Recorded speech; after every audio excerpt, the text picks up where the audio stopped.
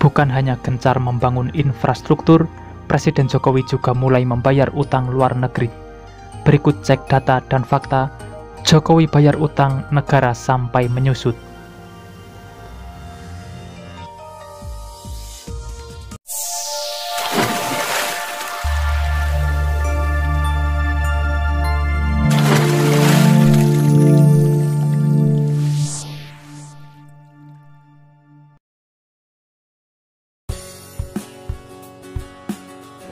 Assalamualaikum semuanya.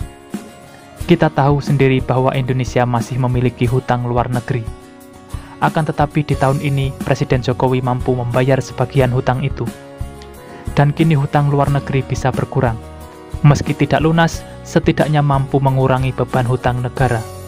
Ini akan menjadi pembahasan yang sangat menarik untuk dibahas kali ini. Jangan sampai lewatkan video ini. Tapi sebelum berlanjut ke pembahasan, dukung selalu channel ini untuk terus berkembang dengan cara subscribe dan nyalakan loncengnya. Dengan begitu, kalian akan mendapat update terbaru jika ada kabar selanjutnya. Bank Indonesia belum lama ini melaporkan utang luar negeri atau ULN Indonesia sebesar 409,5 miliar US dollar pada April 2022. Dengan asumsi per 1 dolar Amerika setara 14.729. Nilai ULN itu adalah 6.031,52 triliun. Realisasi tersebut turun dibandingkan utang luar negeri bulan sebelumnya yang sebesar 412,1 miliar US dollar atau setara 6.069,82 triliun. Secara tahunan, posisi utang luar negeri per April 2022 terkontraksi 2,2%, lebih dalam dibandingkan dengan kontraksi bulan sebelumnya sebesar 1%. Posisi utang luar negeri pemerintah pada April 2022 tercatat sebesar 190,5 miliar dolar Amerika. Turun dibandingkan dengan posisi utang luar negeri pada bulan sebelumnya sebesar 196,2 miliar dolar Amerika. Secara tahunan, pertumbuhan utang luar negeri pemerintah mengalami kontraksi sebesar 7,3%, lebih dalam dibandingkan dengan kontraksi bulan sebelumnya yang sebesar 3,4%.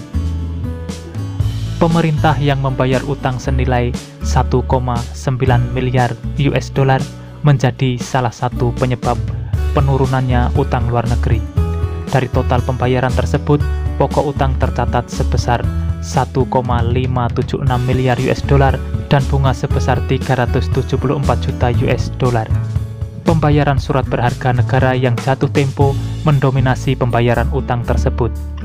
Berdasarkan data dari BI, nilai SBN jatuh tempo pada April sebesar 1,32 miliar US dollar.